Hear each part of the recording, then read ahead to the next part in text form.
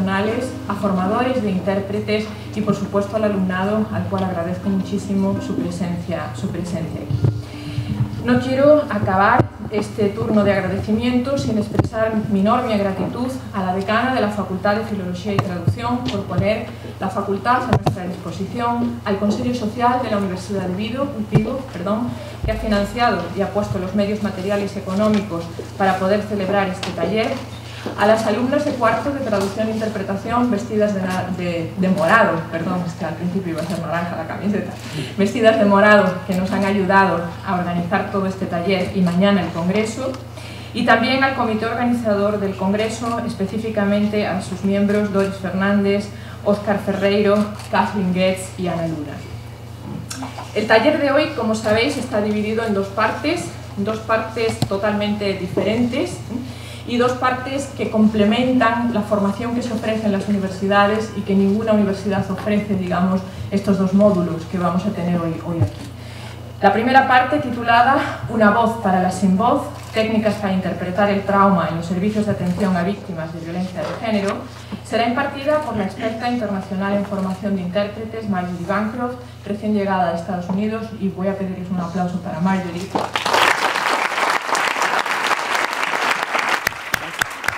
Simplemente por estar hoy aquí y por haberse prestado a hacer este taller sin pedir nada a cambio, digamos.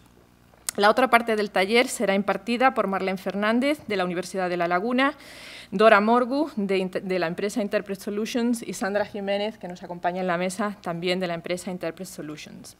Y en este sentido quiero agradecer a Marlene Fernández, exalumna de esta facultad, que se haya encargado de preparar esta actividad, y quiero también expresar mi enorme gratitud a la empresa Interpret Solutions por ofrecerse a venir a Vigo y ofrecer esta formación también sin recibir nada a cambio. Gracias a las tres.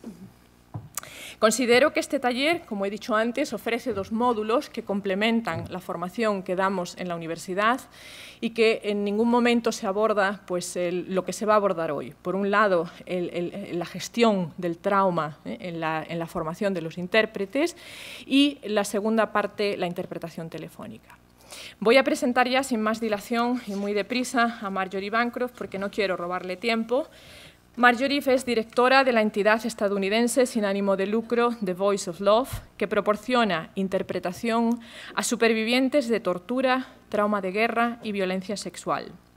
Es además directora de la agencia Cross Cultural Communications, dedicada a la formación de intérpretes y que cuenta con un equipo de más de 100 formadores que trabajan tanto en Estados Unidos como en otros países. Marjory ha vivido en 8 países, ha estudiado 7 idiomas, estudió su licenciatura y máster en la Université Laval de Quebec y ha completado su formación académica en universidades de España, Alemania y Jordania. Es autora de numerosas publicaciones y programas de formación y miembro de diversos comités internacionales. Y aquí cabe destacar que Marjory es presidenta del Comité para las Normas ISO sobre interpretación. Can you hear me? Good. I am not going to punish you with my Spanish. But I am encantada to find myself here among you, speaking about my most passionate subject. Unfortunately for you, that means I'm talking slowly now, but that won't last. And as soon as I become incomprehensible from speaking too fast, these actually serve another purpose. But if you hold up both at once and just wave at me, I will remember to slow down. Thank you so much to everyone who has worked so hard to make this conference a reality. There was a lot of excitement in the United States, in my world, when the news came out. This is a very real and meaningful event, and I hope to see more of these faces at the conference itself. I come here under 2 hats, as you heard, and one of these hats of course, is the Voice of Love, the nonprofit, and this is a national network of volunteers, and we even have the chair of our advisory committee sitting right here. Melissa, we want to wave your hand. So glad to have her from California, which is further than I came. And then cross-cultural communications is my day job, as we say, my paid job. Why this matters is that under the nonprofit hat, I supervised the creation of a 5-day training on how to interpret for survivors of torture, war trauma, and sexual violence. But this summer for cross-cultural communications, because of long experience about training and consulting for domestic violence and sexual assault, gender violence, gender-based violence, we have created, and it will debut October 22nd, a 5-day training for interpreting for victims of crime with a special focus on gender violence.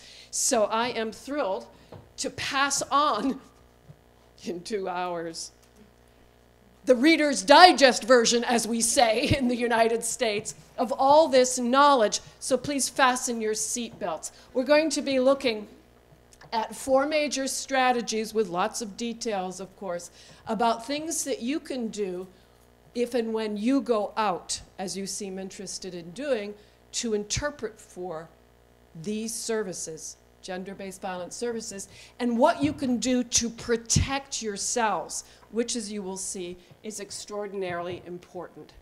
So let's start with part 1. And that, I just have a quick question. I know you were handed the definitions. I don't want to take time, especially starting a little bit late.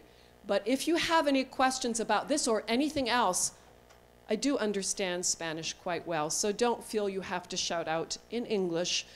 You can shout out in Spanish if you have any questions. All right, well, that was just something for you to start with. Now, at this point, in order to introduce you to the field, and I understand most of you are interpreting students who have done role plays, we'd like to throw you in at the deep end, as we say in English. In other words, deep into the experience of what does it feel like to be interpreting for a victim of gender violence. This is not like interpreting in other fields. So the very first role play, and I'm going to demonstrate it so that you have a chance to understand what we're asking for you with a couple of very kind volunteers, involves a rape victim and a hospital advocate. By the way, I volunteered for 5 years at our local sexual assault center as a hospital advocate. But the role plays today were written in collaboration with therapists and counselors who do this work on a daily basis. These are very realistic for the United States. Real dialogue, real stories. So without further ado, if I could have my wonderful volunteers come up. We'll do this standing up. Normally we do get to sit down in gender-based violence service provision. Melissa, can I call on you as well? Thank you, Kathleen. So Kathleen and Melissa are our wonderful volunteers. Now, you're supposed to be ideally with the assistance, and by the way, thank you to all these wonderful volunteers. I thanked everyone organizing the conference in general. I want to thank you in particular. They tried to get you in groups of 3 for the role plays who speak, at least 2 of the 3 of you, the same language pair, perhaps sign language even. Is there anyone who doesn't have role play partners among you? Are you all in tidy groups of 3? Okay. So here's how it works. I don't know how different this will feel from other role plays, but in the United States, we have a strict rule. The interpreter is never allowed to look at the script, because in real life, in community interpreting, public service interpreting, do you get a script? This is not conference interpreting that we're talking about, is it? And you'll be lucky if you know the content of the session ahead of time. So if you could count yourselves off 1, 2, 3, everybody in your group of 3. Just give yourself a number, 1, 2, or 3. Okay.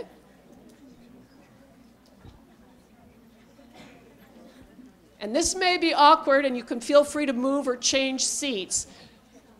But if you all have your numbers, we're going to start off with number 1. There's a test on this. There is a test. There is a test. That always gets the attention of students in the United States. All right, number 1 is going to be the interpreter. Number 2 is the survivor, and number 3 is the service provider. If you are male, don't worry. In role plays in the United States, we never care who plays what, although sometimes there is some laughter, depending. This is rather a serious role play, though. So, Kathleen, for purposes of the demonstration of the role play you're about to act out, Kathleen's going to play the interpreter because she can go in both directions, Spanish, English. Melissa is going to play a Spanish-speaking survivor, victim or survivor, as we like to say, of rape. This is at the hospital. So I'm going to play the advocate who doesn't speak any Spanish and needs the interpreter to communicate. So we're not going to do the whole role play, but we want you to get a sense of what we're asking you. Any questions so far before we demonstrate? Okay. So advocates want to speak directly to the victim. We're in a bit of an artificial situation. Maybe we should get down here so that there's no accidents. Do you have workers' compensation here? We would want the interpreter in the United States to be near or to the victim or survivor. So we're going to ask you to move, just because I'm American, we're doing it the American way, to be a bit nearer, but it's artificial. She wouldn't be behind a rape victim. So I'm going to speak direct. You want, and this is why you can move seats if you prefer when you do the role play. You want to have the advocate and the survivor looking at speaking directly to each other, even if the rape victim is too timid or shy to make direct eye contact with the provider, and that does happen. So we're going to start now. Hi, my name is Amanda Britton. I was sent by the Sexual Assault Center. Mi nombre es Amanda Britten y fui enviado por el Centro de Asaltos Sexuales. ¿Y usted por qué está aquí? Why are you here? I'm an advocate who's called in whenever somebody has asked for a sexual assault exam. You seem a bit nervous and upset. Has anyone upset you? Yo trabajo para el hospital, siempre me llaman cuando alguien necesita una examinación debido a una violación. Parece que estás nerviosa. ¿Qué te ha pasado? ¿Te ha pasado algo? Yo no he pedido ninguna revisión. La policía me ha traído aquí. No he pedido ni ninguna revisión ni la ayuda de nadie que abogue por mí. Perfecto. Thank you. So you see, this is all in English.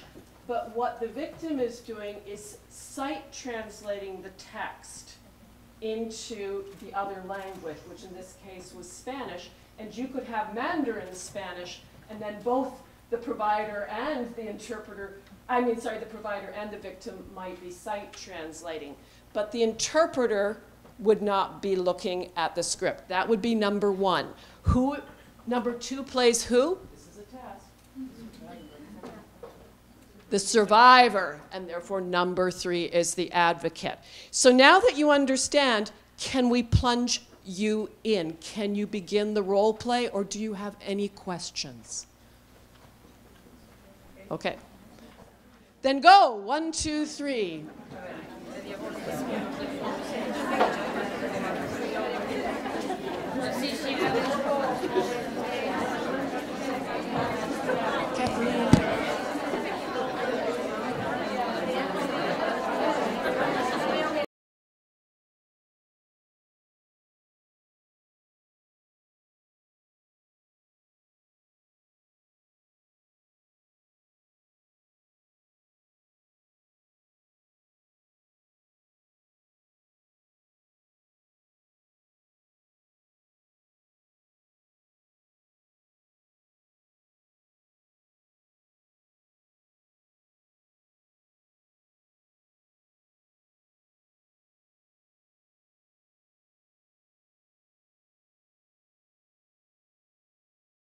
experience. So now at least you have a sense of what a hospital visit looks like for a rape survivor in the United States. This is what a real professional advocate says. There is, of course, no script for a survivor response. Now, this was not even a tough role play emotionally. There is a tougher one ahead. And I want to start by saying I'm aware that most of you are students, and so you have not been interpreting in real life. And this is some of the most difficult interpreting that anyone can do on an emotional level. But I also want to tell you that if you decide walking out of here you're not cut out for this, that's a good thing to learn here in this safe environment. If you decide after these 2 hours you want to go ahead and try, please know that many interpreters in the United States, even those who've been somewhat traumatized by some of the experiences, find incredible reward and fulfillment in interpreting for survivors of some of the greatest suffering that a human being can know. So one of the best ways that you can prepare yourself emotionally is to prepare for the assignment. So this is actually the first strategy and set of techniques, is to prepare. And some of that is the simple preparation that you would do for any public service or community interpreting, we say in the States, for any public service interpreting assignment, and some is special. Let's focus on what's special. Really, really, really try to meet with the service provider first. And I don't know how easy that will be in Spain. It's not always by any means easy in the United States. But the more you know ahead of time, the more you can prepare yourself, both for the terminology and for your own emotions and the logistics, positioning everything ahead of time. And the only way you'll do that is if you ask for it. Typically, at least in the United States, you have to try. Sometimes ahead of time, the interpreter is not told anything. So it's only on arrival that they really have a chance to find out what the session is truly about. So they might know it's a hospital exam. They might know it's a serious medical condition that the victim of crime, the survivor, the battered woman, as we often say in the States, they don't know much more. You want to know as much as possible. You have to be ready to interpret intimate body parts. And that does not come easily for many interpreters around the world, for cultural and personal and other reasons. But lawyers in particular are not shy, and they really do ask survivors, did he insert his penis into your vagina or your anus? It comes out that direct. And you have to be psychologically ready as well as ready for the terms, which isn't easy because if your mind is not ready, your accuracy gets thrown. Also, what comes out, not just about the body, but acts that people do or coarse language. And that is the #1 area of resistance we get from community interpreters in the United States. Oh, I can't say that. I wasn't raised to speak that way. Can't I just say it a little bit softer and so on? And I understand the same is true in Spain. So it might even come from the therapist. You have a role play at the end of this 2 hours where the therapist is walking the survivor through a flashback. This is a real therapist. I was on the phone taking down this role play as she read it. And the therapist said, that's why it's in the role play, sometimes if they're going through a flashback, I'll get them to push to do something they didn't do in life, give them a chance to say, how do you feel? Do you want to push them away? Do you want to say, you motherfucker, get off me? And I, on the telephone in July, taking down this role play, was not expecting to hear that from a therapist. So neither is the interpreter. That's very strong language. Motherfucker means someone who has sex with your mother. Very strong. From a therapist. The other thing you need to know is that when you see someone suffer, you're probably going to care. We're not talking about conference interpreting. Most people who get into public service, community interpreting, they get into it because they want to help, to give back to their community, to make a difference. They tell us this every day. That means you probably have big hearts, and that can get you into trouble when you interpret for gender violence services. No touching, please. No comforting, no words. You're there to interpret. This is the greatest gift you can give a survivor anyway, as the interpreter, to be their voice. But if you cross the boundaries, again and again, I've heard from service providers, you can re-traumatize the survivor, re-trigger the trauma, and touch is a very big no-no in this field. Be aware of stress, your own vicarious trauma. We'll talk about in the second half of my talk. We'll talk about that in detail. For now, be aware. Is my stomach seizing up? Do I feel like I'm going to throw up? Am I getting dizzy? Am I shaking? These could be signs you're in trouble. Remember I just said try and meet with the provider ahead of time. Try and have a pre-arranged signal for gender violence interpreting, and just any discrete sign that the provider and you agree on, so that if you're in trouble, and this is not rare, you can give that signal, and then the therapist, the social worker, the lawyer, whoever is the service provider, can find the right moment to take a break. And then you have to go and get a glass of water, and you go out and you calm yourself and decide if you can continue. There was in the United States a court interpreter, and I have to tell you, court interpreters in the United States are tough. A friend of mine who's a court interpreter had to interpret for photographs of mangled baby parts from a carriage that was baby carriage run over by a car. They're tough. But this court interpreter was interpreting for a survivor of major gender violence, and she couldn't take it, and she had to excuse herself. And the poor survivor who's testifying was in such a dissociative state she didn't even stop testifying with no interpreter, nobody to understand her.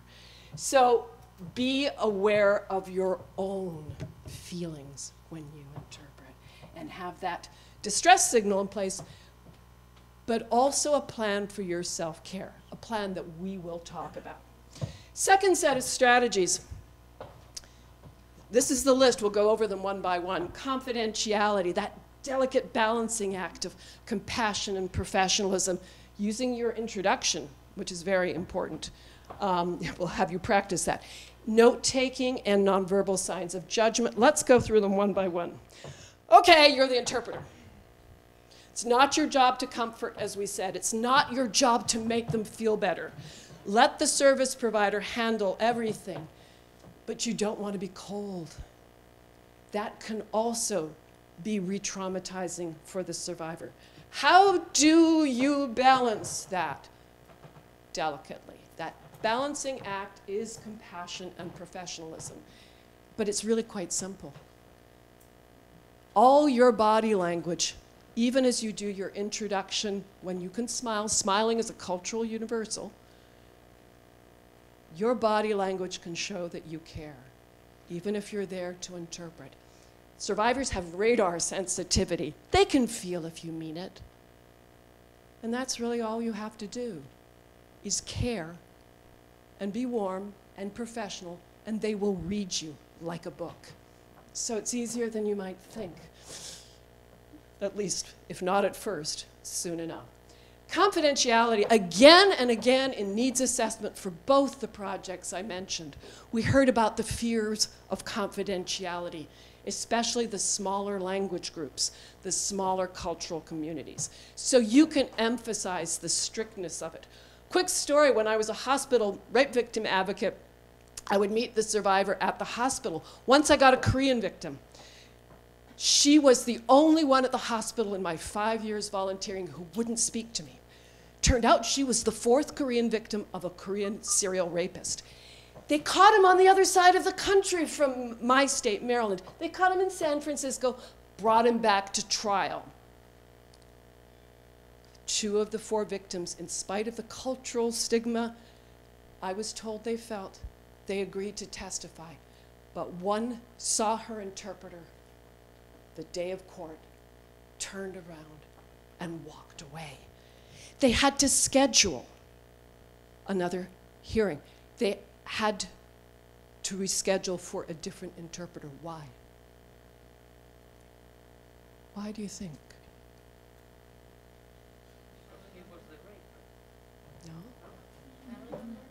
No? No, but good call. Trust. Why trust?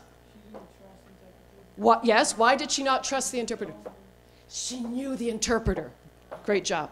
And that's how scary it is. Just knowing the interpreter was not to trust that that interpreter would not share that information with the community. So that's often true in community interpreting, but in gender violence, please emphasize that you are serious about confidentiality. And your notes. One of the things that therapists recommend you do is not only say your notes will be destroyed, at the end of the session, do it in front of the survivor. This is a PhD psychologist, and other therapists agree with her. It's a powerful statement. And it's a statement about confidentiality. And then you have to decide about your name. Now this is I'm curious. So you're going to interpret, imagine you're going to interpret for gender-based violence service of some kind. You could give your first name only, your last name only, your first and last name, or no name. Hi, I'm here to interpret for you today. Or I will be your interpreter today. I'm going to ask you to stand up if you think that you would give your first name only. Just stand up. Not to say you know, but you think that's what you'd do. Oh, interesting. All right, sit down, please. Stand up if you think you'd give your last name only. Miss or Mr. So-and-so. Interesting. Brave, thank you. I stand up those who would give first and last name.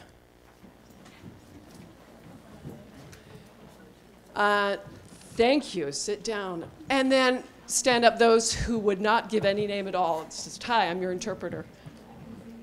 Okay, looks like Spain is, you stood up twice, I saw you. I agree to both. But depending on what? On the situation, yeah. Depending on the situation. And that's kind of where we are in the United States. We're very like Spain. So different interpreters might do different things in different situations, or other interpreters might always give their first name or last name. Other interpreters are staff interpreters at hospital. They may have a badge. Even some language companies now are starting to have badges. And so then you may not have a choice. Gender-based violence, it gets a little tricky. Think about this story. One of the most professional interpreters I know, her simul is a joy to listen to. Excellent boundaries, but this was an acquaintance, victim of domestic violence. She gave her home phone number. The victim went back to her boyfriend, her abusive boyfriend. The abusive boyfriend got the number and started calling and threatening the interpreter. So names and boundaries can actually be very important, especially nowadays when your names tell so much about how to find you on the internet. Introduction. This is a amplified, in other words, a longer version of a basic introduction that would be very common in community interpreting in the United States, but we've added a few things to it. Now I'm really going to test your flexibility because you were divided into groups of 3. I'm going to ask everyone to find one partner and make yourself a pair right now. And give yourself a number, 1 or 2. Okay.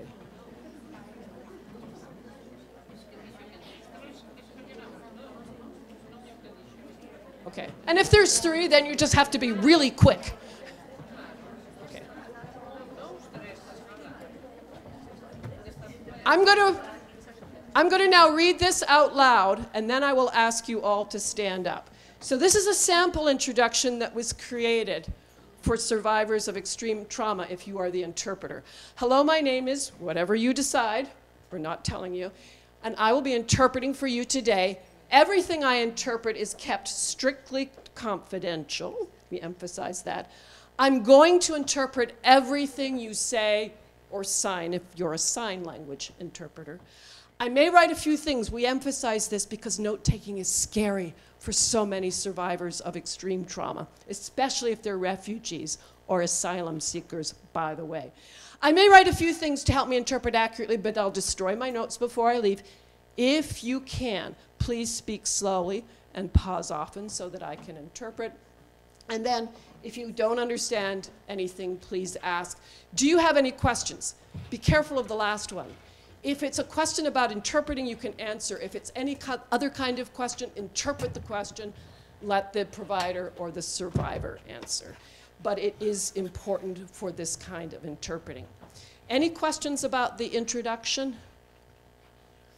Okay, I'm going to ask you to stand up, and number one, would you please read this out either in English and Spanish or any two working languages, but two languages, two of your working languages. And then number two will do exactly the same thing. And then you'll sit down so I know how many of you have finished. Okay? Are we ready? Yeah. Stand up, please. Don't we sit down too much in training anyway?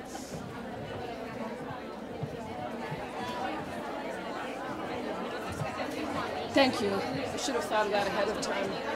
You're wonderful.